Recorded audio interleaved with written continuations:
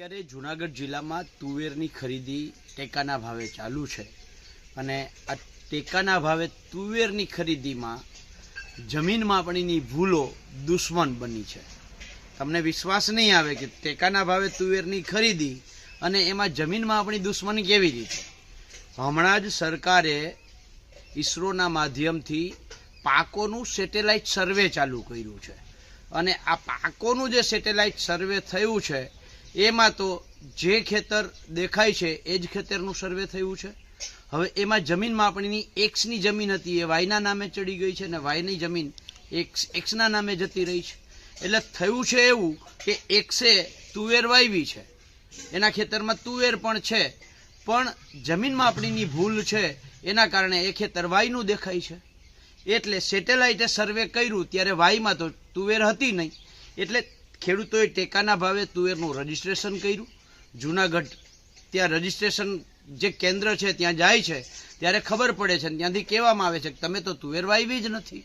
એટલે ખેડૂતોએ વિલા મોઢે પાછું ફરવું પડે છે।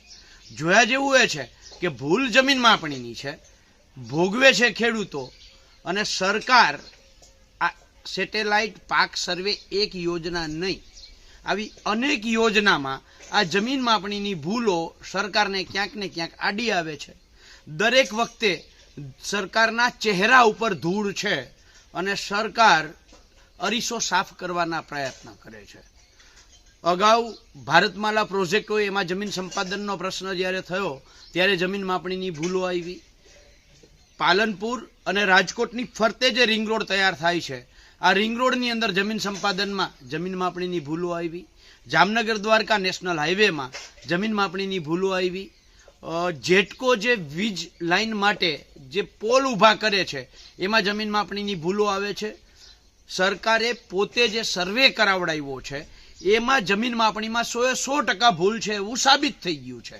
સરકારના અનેકવિધ પ્રોજેક્ટો કરોડો રૂપિયા જે જનતાની તિજોરીના છે એ અલગ અલગ પ્રોજેક્ટોમાં વેડફાઈ રહ્યા છે માત્ર ને માત્ર જમીન માપણીની ભૂલોના કારણે।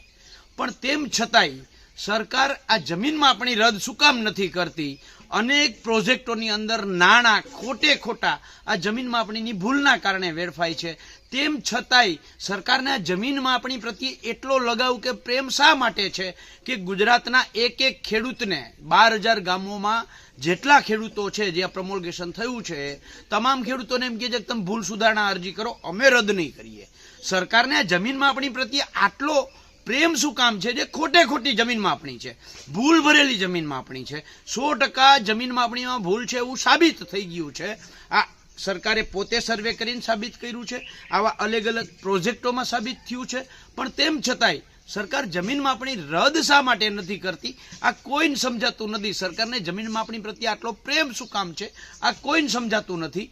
આજે જૂનાગઢના જે ખેડૂતોને તુવેર લઈને પરત જવું પડ્યું છે એના કોઈ વાંક વગર માત્ર ને માત્ર જમીન માપણીની ભૂલના કારણે, ત્યારે સરકારશ્રીને એક નમ્ર અરજ છે કે પહેલાં તો આ જેટલા ખેડૂતોને પરત મોકલા છે એમની તુવેર ખરીદવામાં આવે, અને નંબર 2 આવા 3જા, 4થા, 5મા, 7મા પ્રોજેક્ટમાં ક્યાંક જમીન માપણી બાધા બને એની પહેલાં જમીન માપણી રદ કરો। દરેક વખતે અરીસામાં ધૂળ સાફ કરવાથી ચહેરા પરની ધૂળ સાફ નહીં થાય, આ સરકારે સમજવું જોઈએ।